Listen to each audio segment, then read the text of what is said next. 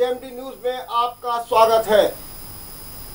भारत में जोश है, पाकिस्तान में खौफ है। आज समूचा भारत देश जश्न मना रहा है, तिरंगा लहरा रहा है और कल तक जो उसमें गुस्सा था, आक्रोश था, उसका जो उसने बदला ले लिया है, उसमें उसके सामने होली, दिवाली सब त्योहार मन रहे हैं। वहीं पाकिस्तान में ऐसा वातावरण बना है कि वहां की पार्लियामेंट में इमरान खान के खिलाफ सेम के नारे लग रहे हैं। हिना ख्वानी जो कि वहां के पूर्व विदेश मंत्री हैं, कह रही है कि देश में इमरजेंसी जैसे हालात हो गए हैं, इमरान खान पार्लियामेंट में जल्दी आए। और कहा जा रहा है इमरान खान ने कहा कि पार्लियामेंट का एक विशेष सत्र बुलाया जाएगा। चारों ओर से घिर गए हैं इमरान खान और गीदड़ भपकी देने में भी बाज नहीं आ रहे हैं। कुछ से थोड़ी देर पहले उन्होंने एक बैठक की नेशनल सिक्योरिटी काउंसिल के साथ में और उसके बाद कहा पाकिस्तान की सेना और जनता हर हालत के लिए तैयार रहे, ये भी कहा उन्होंने। और सूचना तो ये है कि जिस तरीके से सर्जिकल स्ट्राइक के सबूत मिटाए गए थे, वैसे ही एयर स्ट्राइक के भी सबूत मिटाने का काम शुरू हो गया है। चीन ने कहा है संयम बरते, लेकिन अब तक की जो पुख्ता जानकारी है उसके अनुसार 325 आतंकवादी मारे गए हैं, जिनमें 25 ट्रेनर हैं। ये ट्रेनर रिटायर्ड आर्मी के लोग हैं। और सबसे बड़ा जो कुठाराघात हुआ है, मसूद अजहर का खानदान, उसका बड़ा भाई इब्राहिम जो कंधार विमान अपहरण में भी शामिल था, वो मारा गया है। उसका साला यूसुफ अजहर वो भी मारा गया है। टॉप कमांडर अंबार वो भी मारा गया है। और मसूद अजहर अब क्या सोच रहा होगा, ये तो कल्पना भी नहीं की जा सकती है। बहरहाल पाकिस्तान को अब सोच लेना चाहिए। अब भारत के खिलाफ अगर आतंकी गतिविधियों को किया तो अभी तो हमने 40 किलोमीटर घुस करके मारा है। लाहौर की दूरी मात्र 127 किलोमीटर है। हम वहां तक घुस आएंगे और क्या हसर करेंगे, इसकी कल्पना भी नहीं कर पाएंगे। आज इसी पर हम लगातार चर्चा कर रहे हैं। इस चर्चा में भी हमारे साथ 3 मेहमान हैं। हम आपको परिचय करा दें। विंग कमांडर एसपी राठौर जी, मैं आपका बहुत बहुत स्वागत करता हूं। भारतीय जनता पार्टी से हैं अनूप अवस्थी और समाजवादी पार्टी से हैं वरुण मिश्रा। मैं आप लोगों का भी बहुत बहुत स्वागत करता हूं। सबसे पहले अनूप, आप क्या कहेंगे जो ये स्ट्राइक हुई है उसके बारे में? नहीं, देखिए, आज वर्मा जी बहुत खुशी का माहौल है पूरे देश में। और जिस तरीके से हमारे 40 जवानों बहुत बेरहमी से और कायरतापूर्ण ढंग से आतंकवादियों ने अंजाम दिया था, और उस दिन से ही लगातार पूरा देश गुस्से में था। और हमारे देश के प्रधानमंत्री जी ने 15 तारीख को हाई लेवल मीटिंग बुलाकर ये निर्देश भी दे दिया था, और जिसका खुलासा उन्होंने उसी दिन 15 तारीख को एक जनसभा में किया था कि सेना को स्वतंत्र कर दिया गया है। सेना अपना दिन, समय, स्थान खुद चयनित करेगी। और कहीं ना कहीं आज हम सबसे पहले तो सेना के लोगों को बधाई देना इसलिए चाहते हैं कि जिस तरीके से वायुसेना ने 40 का बदला लिया, 300 साढ़े 300 मार के जिस तरीके से आप संख्या बता रहे हैं, तो निश्चित मानिए कि आज सेना के उन लोगों को नाज हो गया, उन लोगों पे गर्व है जिन लोगों ने अभी तक अपने बेटों को, अपने पिता को, अपने बच्चों को खोया था। और जिस बेरहमी से कायरतापूर्ण हमला पाकिस्तान ने किया था आतंकवादियों ने, वो निश्चित तौर पर उसका एक बदला। और अभी तो एक झांकी है, अभी तो बहुत कुछ बाकी है। अभी इनको अभी भी सबक ले लेना चाहिए वरुण क्या कहेंगे? भारत से टकराने की हिम्मत न करें। अभी तो एक झांकी है, बहुत कुछ बाकी है। हमें अपनी सेना पर नाश करना है, उसके अदम साहस पर, उसके शौर्य पर, उसकी कर्तव्य परायणता पर, उसकी वीरता पर हमें नाश करना है। क्या कहेंगे? देश की सेना को सलाम करते हैं, इन वीर सैनिकों को, कि आज जिन्होंने हिंदुस्तान का मस्तक ऊंचा किया है और जिस तरीके से देश के 42 जवान शहीद हो गए थे, उनका एक बदला लेने का काम किया। मैं समाजवादी पार्टी की तरफ से उन सारे सैनिकों को जिन्होंने आज ये सर्जिकल स्ट्राइक करी है, उनको अपनी तरफ से सलाम पेश करता हूं और कहना चाहूँगा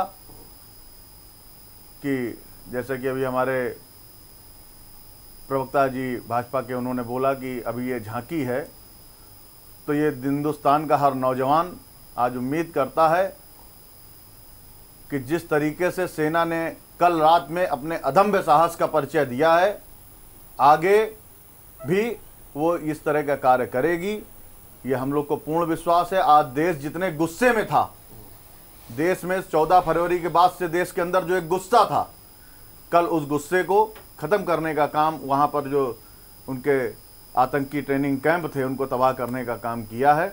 इसके लिए मैं सेना को बहुत बहुत बधाई देता हूँ। विंग कमांडर साहब, आप इस एयर स्ट्राइक को किस रूप में देख रहे हैं, जबकि हमारे ऊपर लगातार आतंकी हमला हो रहा था, हम घुस करके हमने एयर स्ट्राइक की है, हमने वहाँ तबाह कर दिया है। आप इसको किस रूप में देखते हैं? जैसे हमारे साथी बंधुओं ने भी ये बात बताई है कि ये जो पुलवामा में अटैक हुआ, ये बहुत एक कायराना किस्म की हरकत है और ये एक बड़ा ही ओछी रणनीति के तहत हमारे जवानों को मौत के घाट उतारा गया। इसकी जो है हर वर्ग से और हर स्तर पे भर्त्सना करी गई है और किसी वर्ग ने ये नहीं कहा है कि ये कोई बहुत अच्छा कार्य हमारे पड़ोसी मुल्क ने करा है, क्योंकि ये जितने भी कार्य हैं बिना किसी के प्रोत्साहन के बगैर इनको कार्यान्वयन नहीं किया जा सकता है। हमारे वर्तमान प्रधानमंत्री ने इस चीज़ को पूरी दुनिया में उठाया और हमें पूरी दुनिया से मोर देन 100% का जो है सपोर्ट मिला है। अब हम लोग वैसे भी एक प्रजातंत्र देश के जो है व्यक्ति हैं, हम लोग पहल कभी नहीं करते हैं कि जो है किसी पर हम वार करें, क्योंकि हम दुश्मन को जो है बराबर अवसर देते हैं कि वो सुधर जाए। और हमारे नेतृत्व ने ये पास्ट में देखा गया है कि कई अवसरों पे इस तरह की वार्ता भी करी गई, इस तरह की जो है धमकी भी, मतलब इनको बताया भी गया कि अगर आप लोग नहीं सुधरेंगे तो फिर हमारे पास कुछ और चारा नहीं रह करके फिर हमको जो है मजबूरन अपने अस्त्र और शस्त्र और अपनी सेना को जो है छूट देनी पड़ेगी।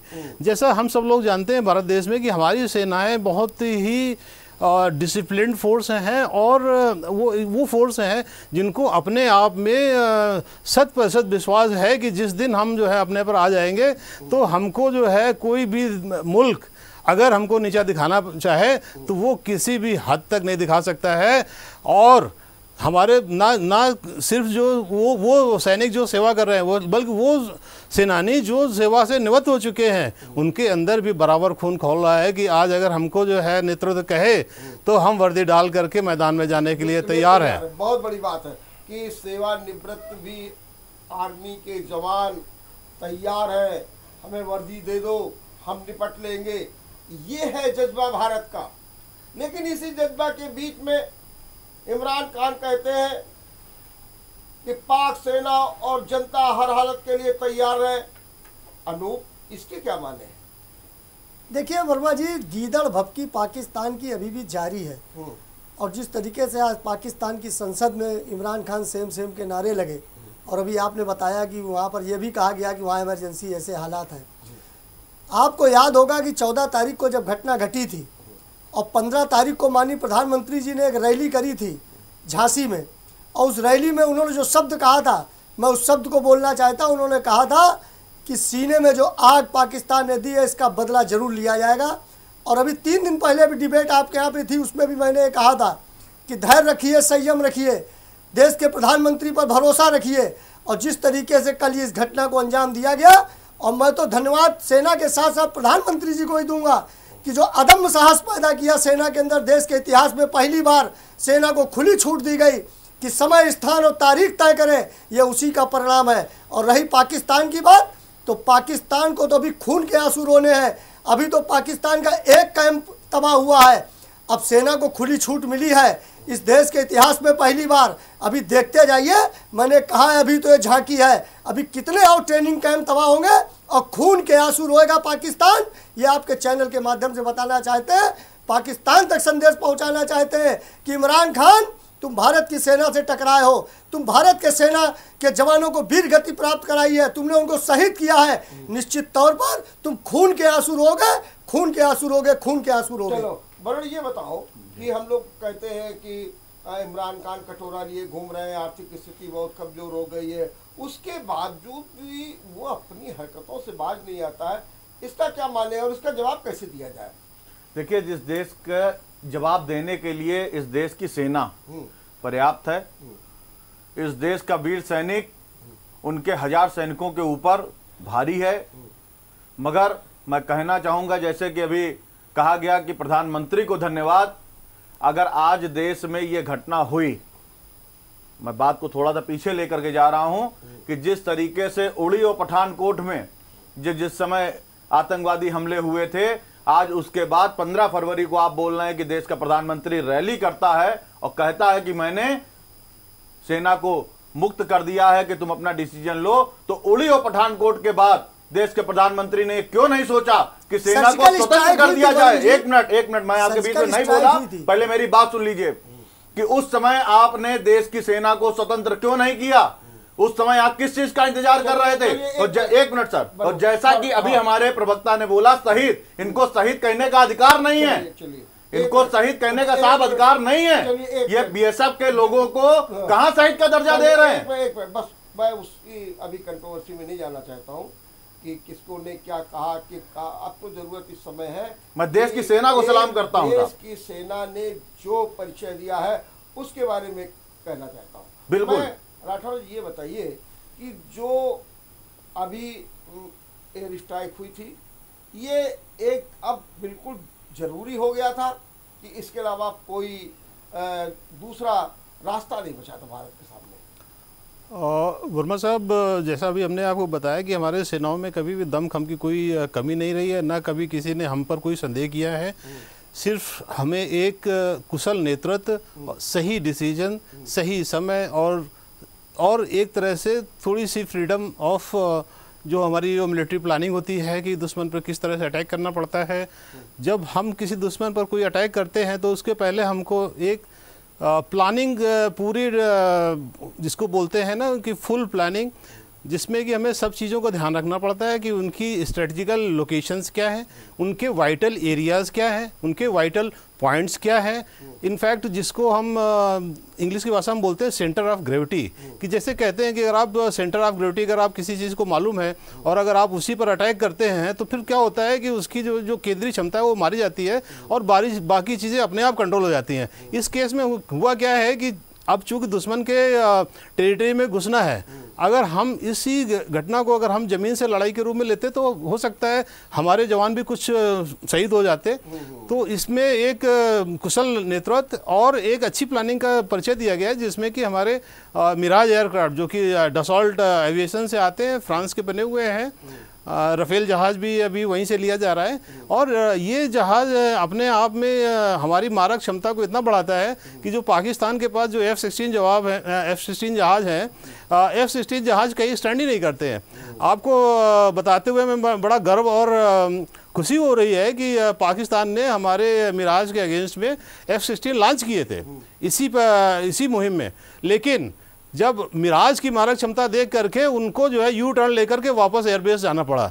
इस तरह की मतलब दहशत हमारे मिराज के जहाज़ों ने पैदा की है, जिसमें कि BVR टाइप की एक टेक्नोलॉजी होती है जिसका मतलब होता है बियॉन्ड विजुअल रेंज, कि जैसे अगर मान लो आप 50 किलोमीटर सामने देख सकते हैं तो आपकी मारक क्षमता 50 होगी, लेकिन इस जहाज़ में ऐसा नहीं है। इस जहाज़ में कंप्यूटराइज फ्लाई वायर सिस्टम लगा हुआ है, जिससे आप 150 किलोमीटर 200 किलोमीटर तक आप जो है कंप्यूटराइज स्क्रीन पर आता है और आप अपने टारगेट को अलाइन करके बिल्कुल उसके जो मैं आपसे थोड़ा अच्छी बात बताई, मैंने हमने उसे कंप्यूटर पे देखा जी ये हमारे आतंकी अड्डे हैं जी, ताकि कोई निर्दोष न मारा जाए, जी। और वहीं पर हमने बम गिरा दिए। बिल्कुल सही वर्मा जी आप कह रहे हैं, क्योंकि जब भी इस तरह की एयर स्ट्राइक होती है तो इस बात का 100% ध्यान रखा जाता है कि कोई सिविल कैजुअलिटीज़ ना हो, कोई रिहायशी इलाके में बम ना चला जाए, कोई रिहायशी इलाके में उस बम का जो आफ्टर इफेक्ट है वो नहीं जाना चाहिए। उसके लिए सबसे पहले हम लोगों को जो प्लानिंग करी जाती है कि जैसे जो इनके आतंकी अड्डे हैं या जो एरिया हमको डिस्ट्रॉय करना है, उनके लॉन्गिट्यूड क्या है, उनके लैटिट्यूड क्या है, फिर उसको हम लोग जो है मैप प्लाट करते हैं। फिर उसके बाद हम ये देखते हैं कि बेसिकली ये कितना डिस्टेंस में जाएगा, किस तरह की इनके अगेंस्ट में हमें बॉम्ब लगाने हैं। बॉम्ब 1000 kg का लगाना है, 1000 पाउंड का लगाना है, 200 के, वो ये डिपेंड करता है कि हमको मारक किस हद तक इनको जो है मारना है, और उसी हिसाब से हम अपने जहाज को तैयार करते हैं और उसी हिसाब से इस मिशन को ब्रीफ दिया जाता है कि आपका ये पॉइंट है, इनको आपको बम इस लॉन्गिट्यूड और लैटिट्यूड पर गिराना है। चलिए अनूप, अब आपको लगता है कि जो एक बार बार आता है कि मोदी है तो कुछ नामुमकिन नहीं है, ये बात आप खरी उतर रही है क्या? नहीं, देखिए वर्मा जी, मोदी जी जो है केवल भारतीय जनता पार्टी के नेता नहीं है।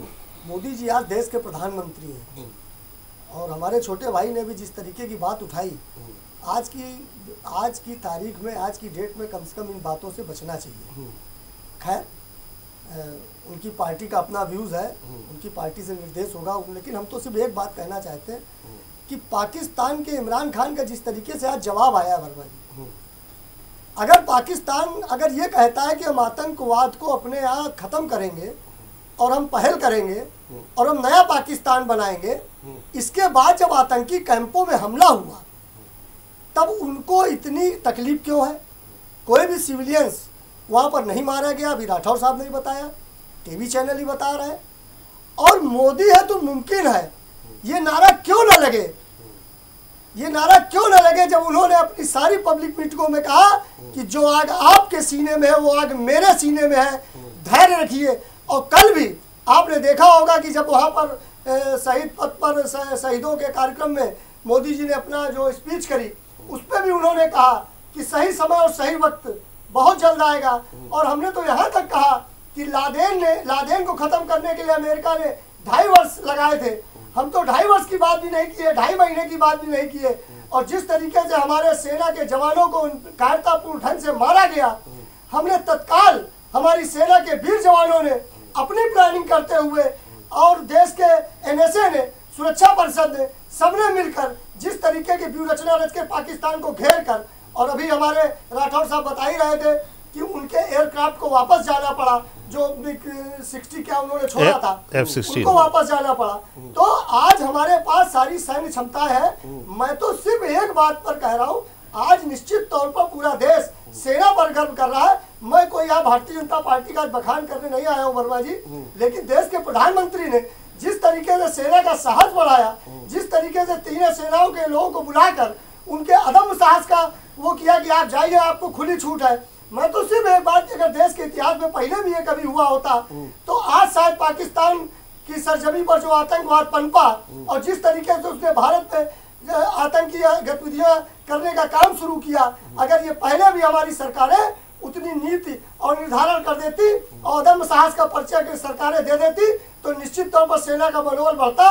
और आप देखते जाइए, अब ये नए भारत की शुरुआत हो चुकी है, और नए भारत की शुरुआत में कोई भी आतंकी संगठन अगर हमला करेगा, ये चूंकि छठम युद्ध है, तो हम निश्चित तौर पर उसका जवाब देने के लिए तैयार है। हमारी सेना तैयार है, हमने सेना के आत्मबल को मजबूत किया है।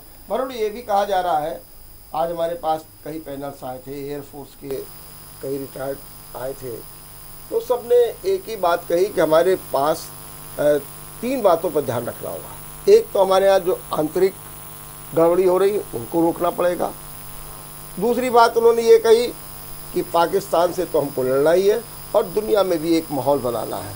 मैं केवल आपसे जानना चाहता हूँ कि क्या ये बात बिल्कुल अब सही है कि जो पाकिस्तान की जो हरकतें हैं वो कहीं ना कहीं हमारे यहाँ से भी उनको प्रोत्साहन मिलता है, खाद पानी सब मिल जाता है, तो हमें और सख्ती के साथ में कदम उठा करके अपनी आंतरिक जो दुर्बलताएं हैं, जैसे अलगाववाद है, उग्रवाद है, उसको सबको दूर करना चाहिए।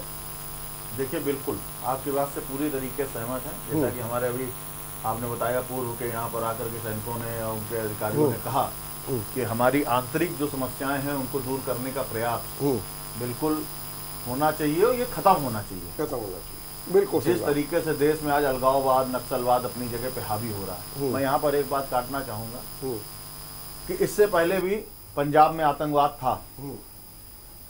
कश्मीर का आज जिस तरीके विवादित मुद्दा है, कभी पूर्वी पाकिस्तान का भी विवादित मुद्दा था, मगर देश की जिस समय सेना को छूट दी गई, उस समय सेना के हाथ बांधे नहीं गए। उस समय सेना के लिए ये नहीं कहा गया कि मैंने सेना को खुला छोड़ दिया है। जिस समय देश हिंदुस्तान की सेना ने, हिंदुस्तान के सैनिकों ने सोच लिया कि आज पंजाब का आतंकवाद खत्म करना है, उसने पंजाब के आतंकवाद को खत्म कर दिया। जिस तरह पूर्वी पाकिस्तान आज जिसको हम लोग बांग्लादेश बुलाते हैं, जिसको हम लोग बांग्लादेश के नाम से बुलाते हैं, जिस समय यह तय हुआ कि पाकिस्तान से इसको अलग करना है, इस पे कोई किसी का श्रेय नहीं जाता है, इसमें किसी राजनीतिक दल का श्रेय नहीं जाता है। अगर कोई अपनी पीठ अपने हाथ से थपथपाना चाहता है तो शौक से अपने हाथ से थपथपाए, मगर उस समय की सरकारों ने डिसीजन लिया और मैं इसके लिए बधाई देता हूं देश की सेना को कि उन्होंने एक नया देश बांग्लादेश बना दिया। ये उस जगह के आतंकवाद को खत्म करने, एक मिनट साहब, उस समय के आतंकवाद को खत्म करने का सबसे बड़ा काम था। आज जिस समय हिंदुस्तान में 4.5 साल की सरकार हो गई, आतंकवाद को खत्म होना था। जिस मुद्दे पर आप आए थे कि आतंकवाद खत्म कर देंगे, आज हमारे सैनिक नहीं, वरुण जी की बातों का हम थोड़ा सा यहाँ खंडन करना चाहते हैं और इस मुद्दे को थोड़ा सा गंभीरतापूर्वक हमको समझ लेना चाहिए कि ये समस्या पैदा कैसे होती है और इसका निपटारा कैसे हो। बिकॉज हम सब लोग का गोल एक ही है, वो ये है कि आतंकवाद हमारे देश में ख़त्म करना है। ये सारी राजनीतिक पार्टियां भी चाहती हैं और ये बहुत अच्छी बात है कि इस समय जो हमारा नेतृत्व है उसके साथ में सारी राजनीतिक पार्टियां खड़ी हैं कि जो नेशनल सिक्योरिटी के अगेंस्ट में सर उठाएगा वो सर जो है हमेशा के लिए धड़ से अलग कर दिया जाएगा। सेना ने भी कहा भी कि अगर किसी के हाथ में बंदूक देखी गई तो मारा जाएगा, तो वो मारा जाएगा। लेकिन एक हम थोड़ी अपनी बात को पूरा करना चाह रहे हैं कि जो हमने आपसे भी कहा, जैसे हमारे मरुण भाई साहब ने कहा था, तो उसी बात को थोड़ा सा खंडन इस बात का कर रहे हैं कि गौरतलब बात यह है कि ये जितने भी जो आतंकवादी हैं, आप लोगों ने देखा होगा ये आतंकवादी ज़्यादातर जो है जम्मू कश्मीर की सीमाओं से ही घुसते हैं, जबकि हमारे पड़ोसी मुल्क की सीमा राजस्थान, आपका गुजरात और पंजाब, ये तीनों प्रदेशों से लगी हुई है। लेकिन यदा कदा को छोड़ करके कभी ऐसा नहीं देखा गया कि ये जो आतंकवादी हैं इन प्रदेशों से घुसते हों। चलिए, मैं अंत में एक सवाल पूछना चाहता हूँ सबसे पहले वरुण जी कि इस समय एक और हमने सफलता हासिल की है, दूसरी ओर पाकिस्तान की तरफ की आ रही है, हमको क्या करना चाहिए? खाली एक संक्षेप में बता दीजिए क्या करना चाहिए साहब। पहले तो आज तो एक जश्न मनाने का दिन है और आज जो हमारे सैनिकों की शहादत हुई, आज कहीं ना कहीं हर हिंदुस्तानी के मन में एक शांति का भाव है। हम लोग प्रजातांत्रिक देश के निवासी हैं, लोकतांत्रिक देश के। नहीं, इस समय करना क्या चाहिए? कुछ हमें अलर्ट रहना है। अलर्ट रहे, बहुत अच्छी बात। अनूप, आप बताइए कि एक और जो है पाकिस्तान की धमकी दे रहा है, दूसरी ओर हमें जैसे कि वरुण कह रहे हैं अलर्ट रहना चाहिए। वर्तमान हालात में करना क्या चाहिए तो भारत को? नहीं, हम तो लगातार अलर्ट हैं। अलर्ट है, हाँ। आज कोई नई चीज अलर्ट होने की नहीं है, हम लोग लगातार अलर्ट हैं। हाँ। जब से भारत की सेना तैयार हुई है तब से हम लोग उस मोर्चे पर अलर्ट हैं। नंबर 1 बात। नंबर 2, पाकिस्तान ने अभी पुलवामा हमले के 4 दिन बाद इमरान खान ने एक वीडियो जारी किया था। उन्होंने कहा था कि अगर हमारे ऊपर कुछ हुआ तो हम भी उसका जवाब देंगे। अरे साहब, इनके पास तो कुछ है ही नहीं, जवाब क्या देंगे? बहुत बिल्कुल सही बात, इनके पास कुछ है ही नहीं। लेकिन हमको अलर्ट रहना है, भारत की सेना सीमाओं पर अलर्ट है और उसको अदम्य साहस से भरी हुई इस समय। चलिए, एक मिनट, बिल्कुल सही है। अब मैं आपसे राठौर साहब खाली अंत में जानना चाहिए, भारत को इस समय क्या करना चाहिए? भारत को इस समय करना ये चाहिए कि जो हमारी जो सशस्त्र सेनाएं हैं इनका मनोबल जैसे है उससे बरकरार रखना चाहिए और प्रयास ये करना चाहिए मनोबल कभी भी किसी भी स्थिति में गिरना नहीं चाहिए। उसके लिए आवश्यकता, मैं 2 चीजें कहना चाहूंगा। एक तो आवश्यकता है कुशल नेतृत्व की जो हमें मिल रहा है, दूसरा आवश्यकता है कि हमारे जो देश के कुछ असामाजिक तत्व हैं जो इस चीज को बढ़ावा देते हैं। यहाँ पर गौरतलब बात यह है कि किसी का नाम नहीं लेना चाहिए, बट लेकिन आपको ये मतलब जानकर बहुत दुख होगा कि जिनके लिए हम लड़ाई लड़ते हैं वही हम पर पत्थर फेंकते हैं, वही जो है हमारे आतंकवादियों को शरण देते हैं।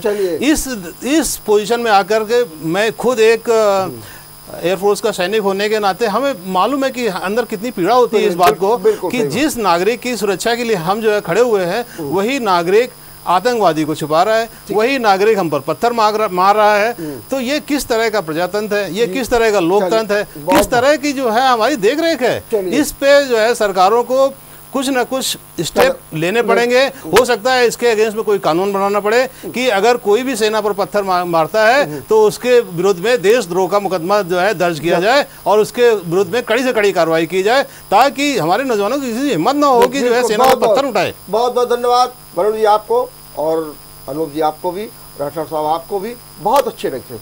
इस समय जरूरत क्या है? हम अलर्ट है, 2 राय नहीं है, हमारी चौकसी भी है।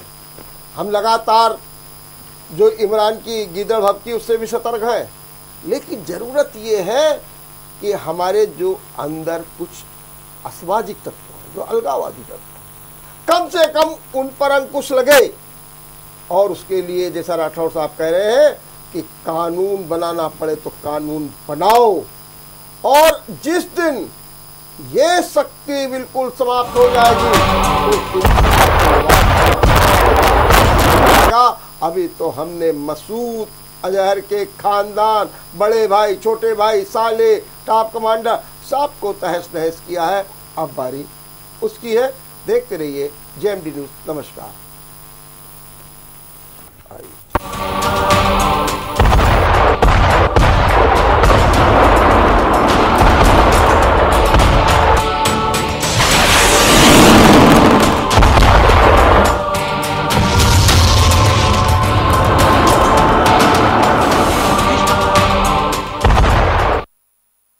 जीवन का आधार।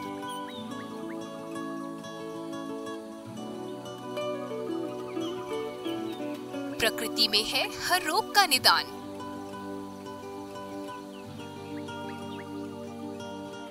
हो सामान्य या फिर भयावह रोग,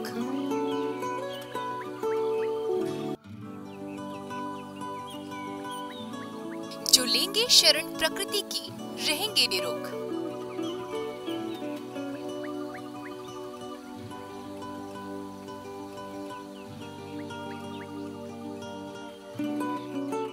देखिए नेचुरो मंत्रा सोमवार से शुक्रवार दोपहर 3 बजे सिर्फ जेएमडी न्यूज पर। नमस्कार, मैं आचार्य पंडित पवन तिवारी ज्योतिष चक्र के माध्यम से आपको बताएंगे रोजाना आपके राशियों का हाल, कैसा रहेगा आज का दिन आपका और क्या है आज का नक्षत्र। सुबह 8:30 बजे ज्योतिष चक्र में जेएमडी न्यूज पर। इंडियन हिस्ट्री में पहली बार डैन का डिजिटली महाअवतार। अब आपके मोबाइल में होगा मनोरंजन का अनोखा संसार। गूगल प्ले स्टोर या iOS से डैन टीवी प्लस डाउनलोड करें और अपने मोबाइल को बनाएं चलता फिरता ऑन डिमांड टीवी। ढेर सारे channels, movie on demand, non stop news and music means full entertainment. कुछ भी कहीं भी जब आपके होगा डैन टीवी प्लस, फिर तो ऐश ही ऐश है बस। आप देख रहे हैं जेएमडी न्यूज, आप जन की आवाज।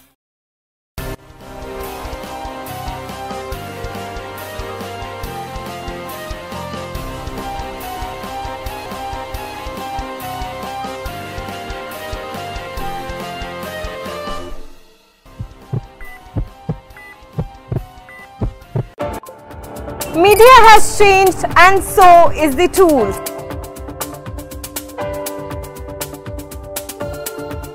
But truth is the currency of news.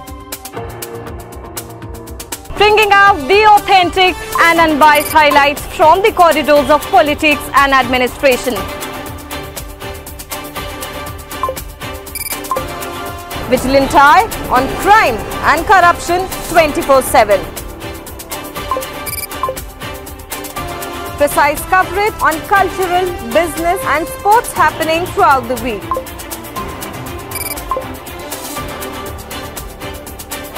Film, fashion, food and more.